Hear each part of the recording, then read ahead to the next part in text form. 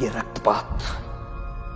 रक्तपात शांति और अहिंसा की नीति पर चलने वाले उन्हीं गांधी जी के कारण हुआ जिन्होंने अपने प्रत्येक भाषण और लेख में क्रांतिकारियों की निंदा की।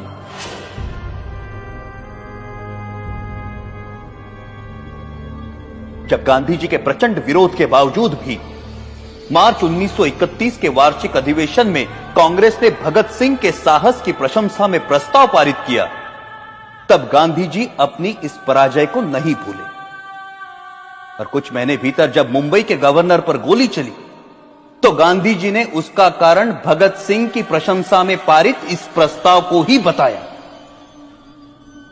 सुभाष चंद्र बोस ने गांधी जी के इस कथन का विरोध किया। परिणाम स्वरूप गांधी जी सुभाष बोस को भी अपना शत्रु समझने लगे। Our struggle is no doubt a non-violent struggle, but even a non-violent struggle demands an army, an organization, and a machinery. और उनका कांग्रेस अध्यक्ष चुने जाने पर गांधी जी ने कहा कि सुभाष की जीत गांधी की हार है।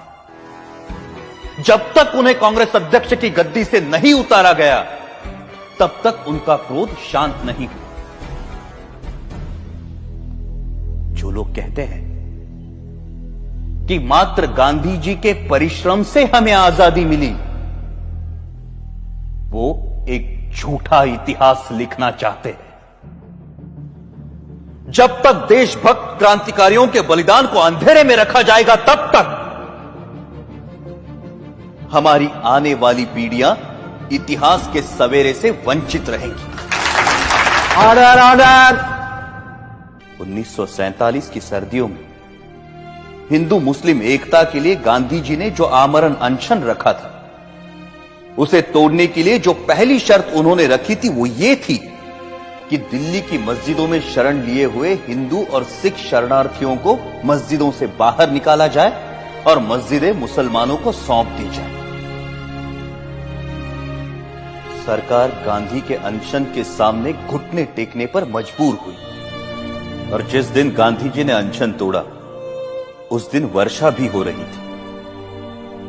उस असाधारण सर्दी में अच्छे घरों में रहने वाले लोग भी कांप रहे थे, परंतु उन निराश्रितों के ठिठुरते हुए कुटुंब के कुटुंब मस्जिदों से बलपूर्वक बाहर निकाले गए।